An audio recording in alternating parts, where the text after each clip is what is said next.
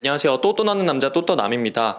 프랑스와 함께 이탈리아는 우리나라 사람들한테 굉장히 인기가 많은 유럽의 여행지 중에 한 곳인데요. 이탈리아 여행 다녀오신 분들한테 어디 다녀오셨냐고 물어보면 대부분이 로마, 피렌체, 베네치아, 피사 이런 도시들이 많더라고요. 근데 지금 제가 말씀드린 이 4개의 도시는 사실상 지도에서 보면 로마를 제외하고는 이탈리아 북부에 몰려있는 것을 볼 수가 있습니다. 사실상 이 장화 모양의 이탈리아 반도의 절반, 로마의 아래쪽 남쪽 지역은 대부분이 많이 보시고 오지 않는 경우가 많습니다. 그래서 오늘은 이탈리아를 다녀오신 분들이어도 놓쳤을 것 같은 곳들, 그리고 나는 좀 특별한 이탈리아 여행을 다녀오고 싶다라는 분들에게 유용한 정보가 될 수 있도록 제가 다녀온 경험을 바탕으로 이탈리아 남부 여행에 대해서 말씀을 드리려고 합니다. 자, 그럼 제가 직접 여행을 떠날 루트를 따라서 이제 본격적으로 남부 여행에 대해서 한번 말씀을 드려볼게요. 일단은 우리나라에서 이탈리아에 취항하고 있는 도시가 딱 3도시가 있어요. 로마하고 밀라노하고 베네치아하고 3도시가 있는데, 밀라노하고 베네치아 같은 경우는 이탈리아 북부에 위치한 도시이기 때문에 남부 여행을 위해서는 로마로 인아웃을 정하고 시작을 하시면 됩니다. 로마에서 하루 이틀 정도 관광을 한 후에 가장 먼저 나폴리로 이동을 했어요. 로마에서 나폴리까지는 기차를 타고 이동했고요. 1시간 10분 정도면은 이동을 하실 수가 있습니다. 최근에 비긴 어게인 3에서 박정현과 패밀리 밴드가 함께 버스킹을 한 곳으로 유명한데요. 어쨌든 이 나폴리 같은 경우는 그 비긴 어게인 3에도 나왔던 세계 3대 미항, 굉장히 아름다운 항구로 꼽히는데, 이 3대 항구인 산타루치아 항구가 굉장히 인상 깊은 곳 중에 한 곳입니다. 카스텔데 오보성을 배경으로 이 산타루치아 항구의 노을을 보시면, 일몰을 보시면 굉장히 정말 아름답다고 느끼실 수가 있고요. 이거 말고도 사실 나폴리가 피자로도 굉장히 유명하죠. 또 우리가 음식을 위해서 여행하시는 분들이 있잖아요. 특히나 마르게리따가 유명합니다. 왜냐면 이 마르게리따 피자가 나폴리에서 처음 생겼기 때문이에요. 어떻게 보면은 이 이탈리아 국기 초록색, 흰색, 빨간색 요 3가지의 색깔을 딴 재료 3가지, 치즈, 그리고 바질, 토마토 요 베이스 딱 3개만 가지고 만드는 피자거든요.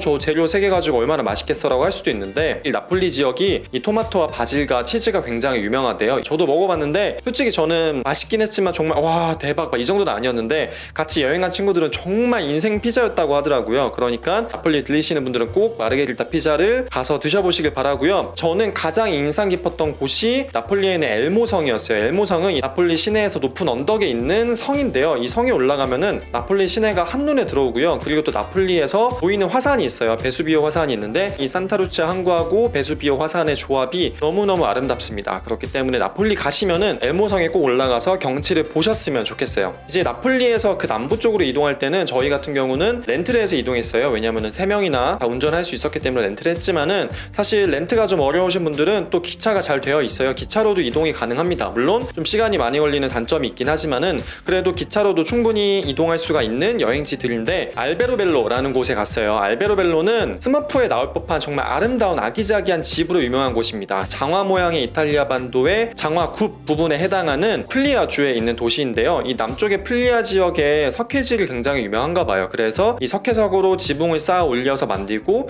또 이제 벽에는 하얗게 또 칠을 해가지고 굉장히 특이한 이 지역만의 주택이 있는데요. 이거 같은 경우는 유네스코에도 지정이 된 만큼 굉장히 문화적인 가치도 높다고 해요. 그냥 딱 봐도 인증샷 찍기에 정말 좋은 곳이죠. 정말 귀엽고 아기자기하고 아름다운 곳이고, 알베로벨로를 찍고 이동한 곳이 플리아주의 레체입니다. 이 레체는 남부의 피렌체다라는 말이 붙을 만큼 바로크 로마 양식이 굉장히 잘 보존되어 있는 곳 중에 하나인데요. 정말 여기 도착했더니 도시 전체가 완전히 문화재로 덮여 있더라고요. 근데 피렌체하고 좀 다른 점은, 피렌체는 약간 관광객이 많고 좀 관광한 느낌이 있는 반면에, 이 레체 같은 경우는 관광객이 그렇게 많지가 않았어요. 현지인들 위주의 도시였고, 그리고 저희가 그 레체 시내를 돌아보면서 밤에 이제 광장 같은 데 갔는데, 그때가 또 마침 주말이어서 정말 레체에 있는 모든 시민들이 다 나왔더라고요. 이게 보통 그런 번화가에는 관광객이 많고 기념품 상점이 많은데, 정말 레체의 그 광장에는 이탈리아 남부 도시에 그냥 사는 사람들이 너무 많았어요. 사실 우리가 그렇게 현지에 사는 사람들 속에 녹아들 때 정말 여행을 하는 느낌을 받잖아요. 그런 의미에서 레체는 정말 이탈리아 남부 여행에서도 기억에 많이 남는 도시 중에 하나였습니다. 그렇게 레체를 보고 나서는 다시 이제 기술을 틀어서 북쪽으로 이동했는데요. 북쪽에 바실리카타라는 주에 있는 마테라라는 도시가 있어요. 이 마테라는 패션 오브 크라이스트? 그 영화의 촬영지로도 굉장히 유명하대요. 예수의 일대기를 다룬 영화인데, 그 영화를 그곳에서 촬영할 정도로 뭔가 유적적인 가치가 어마어마하다는 뜻이겠죠? 실제로 제가 처음에 갔는데 이런 느낌의 장면은 처음 본 느낌이었어요. 약간 날씨가 흐렸는데 어떻게 보면 도시가 약간 기괴한 느낌이 들 정도였고, 근데 또 해가 쨍하게 밝으니까는 도시가 굉장히 아름답더라고요. 이 마테라 도시 자체가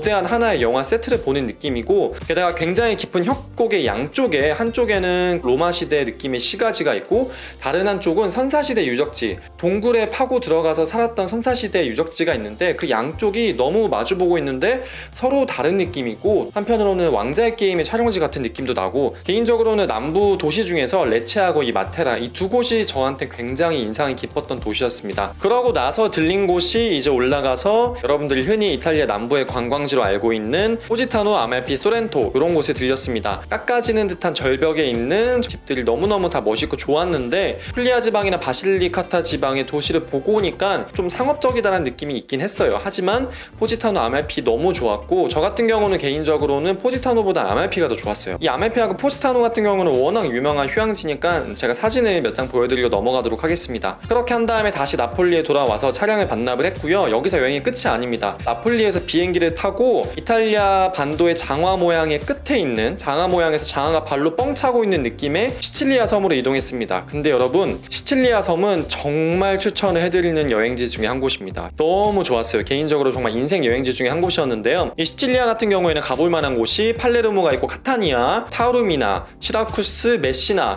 이 외에도 체팔로 등등 굉장히 매력적인 도시가 너무너무 많습니다. 이 중에서 제가 갔던 곳은 카타니아하고 팔레르모였는데요. 일단 처음에는 카타니아에 가서 나폴리에서 카타니아까지 1시간 정도면 비행기를 이동을 할 수가 있어요. 저가항공을 타고 굉장히 저희가 제주도 가듯이 이동을 해서 카타니아에서 베이스를 잡고 카타니아를 둘러봤고, 사실상 카타니아 자체는 그렇게 둘러볼 게 많다는 느낌은 아니었어요. 하지만 카타니아 근처에 시칠리아에서 굉장히 유명한 에트나 화산이 있습니다. 이 에트나 화산에 가시면 하이킹도 하실 수가 있고, 또 에트나 화산 자체가 멀리서 보면 굉장히 멋이 있어요. 저는 또 유명한 그리스 시대의 식민 휴양지 중에 한 곳이었던 타우르미나에 갔는데요. 이 타우르미나는 깔끔하고 정갈한 그런 관광지를 좋아하시는 분들이라면 좋아하실 거예요. 왜냐면 도시 전체가 되게 잘 꾸며놓은 관광지 같은 느낌이 들었고, 또 이 시칠리아에 있는 그리스 유적지들이 정말 실제 그리스에 있는 것보다 더 보존이 잘 되어 있다고 해요. 제가 갔던 그 타우르미나에서도 원형극장을 갔었는데 너무 원형극장이 보존이 잘 돼 있어서 실제 제가 아크로폴리스에서 본 것보다 더 감명을 받았었고, 전반적으로 이 타우르미나 자체가 야기자기한 맛이 있어서 좀 그런 예쁜 걸 좋아하신다면 추천을 드리겠습니다. 이외에도 이 카타니아를 베이스로 해서 메시나나 시라쿠스 같은 시칠리아의 도시를 여행하시면 좋은데, 저 같은 경우는 여행 일정이 좀 부족해서 바로 시칠리아에서 가장 유명한 도시인 팔레르모로 이동했습니다. 카타니아에서 팔레르모까지는 2시간 반 정도 버스를 타고 가면 이동하실 수가 있는데요. 이 팔레르모는 정말 카타니아하고 너무 다른 느낌이었어요. 도시 전체가 약간 살아있는 시칠리아를 경험할 수 있는 굉장히 좋은 곳이라고 생각을 합니다. 이 팔레르모 같은 경우는 시칠리아에서 예전부터 역사적으로 중심지였기 때문에 그리스 유적도 있지만 로마 유적도 있고 아랍 문화도 있고 신성 로마 제국의 치하 아래에도 있었고 프랑스, 독일의 영향을 받기도 했습니다. 심지어 나중에 이슬람 문화의 영향도 받았고요. 그렇기 때문에 도시 전체가 유적지인데 약간 우리가 다른 유럽의 지역에서 볼 수 없는 그런 유적지가 많아요. 그러니까 비잔티움 양식도 있고 아랍 양식도 있고 바로크 양식도 있고 로마 양식도 있고 너무나 개성 있고 특색 있는 유적지로 꽉 차 있는 곳이 팔레르모입니다. 그리고 또 이 팔레르모에는 이탈리아에서 가장 큰 오페라 하우스가 있어요. 제가 여행을 했을 때도 마침 그 오페라 하우스에서 말러 교향곡 공연이 있어가지고 또 거기에서 가장 싼 티켓을 사가지고 한번 들어가 봤어요. 사실 한국에서는 클래식 공연 잘 가지도 않는데 또 그렇게 여행지니까 여기 한번 가봐야겠다라고 해서 가봤는데, 바로크 시대 제가 귀족이 된 듯한 느낌으로 정말 그런 옛날 느낌의 극장에서 클래식을 보는 것도 굉장히 운치가 있더라고요. 물론 막판으로 갈수록 역시 클래식은 좀 지겹구나라는 걸 느끼기도 해서 좀 졸리기도 했지만, 그때 아니면 또 언제 그런 경험을 해보겠어요. 굉장히 의미 있는 기억이었고요. 또 팔레르모 근처에는 체팔루라는 굉장히 유명한 휴양지가 있어요. 많은 유럽의 남부 휴양지가 해변이 약간 돌로 자갈로 되어 있잖아요. 근데 이 체팔루는 고운 모래로 되어 있는 해수욕장이었고, 또 이 체팔루의 뒤에 남아공의 테이블 마운튼 같이 생긴 우뚝 솟은 동산이 하나 있는데, 거기 동산에 올라가서 이 체팔루 도시의 전경을 보니까 중세 도시 체팔루의 매력이 한눈에 들어오는 정말 절경이더라고요. 만약에 체팔루에 가신다면 그 산에 올라가서 보시는 것도 추천해 드리겠습니다. 이 외에도 시칠리아에는 유명한 해변이 많아요. 날씨가 좋을 때 가시면 휴양지 여행으로도 정말 손색이 없고, 실제 이탈리아 사람들이나 유럽 사람들이 휴가를 보내기 위해서도 많이 찾는 곳이니까 이탈리아 여행이지만 해수욕도 즐길 수 있는 곳이다라는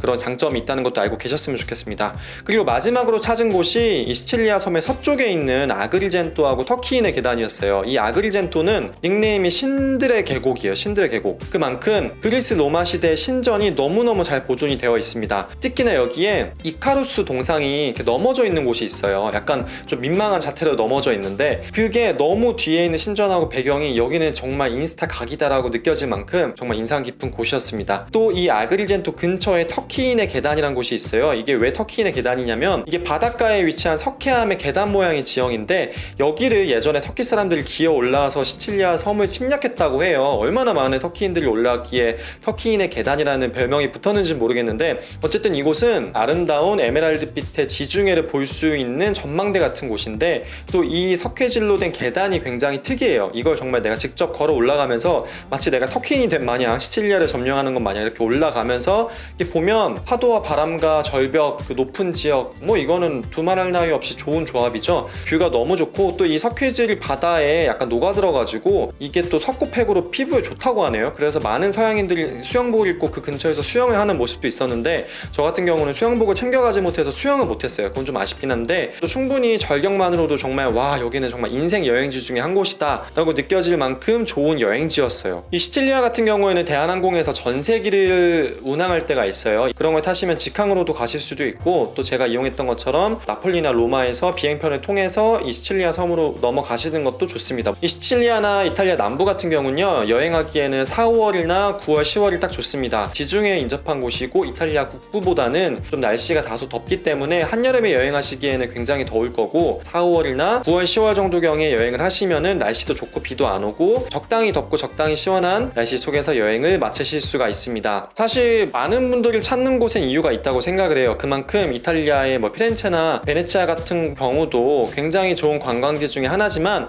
사실 이탈리아를 한번 가보셨거나 아니면 나는 좀 남들보다 특별한 여행을 하고 싶다 라거나 아니면 이탈리아를 나는 좀 더 긴 시간을 투자해서 여행을 할 수 있다라고 하시는 분들은 꼭 북부만 너무 또 보시지 마시고 이 남부나 시칠리아 섬도 충분히 매력 있고 북부 이탈리아하고는 너무 다른 모습을 가지고 있기 때문에 하나의 나라 이탈리아지만 또 두 개 이상의 모습을 볼 수 있으니까 꼭 한번 고려해 보셨으면 좋겠습니다. 또 다음에도 좋은 정보 가지고 찾아오도록 하겠습니다. 저는 그럼 지금까지 또또나는 남자 또또남이었습니다.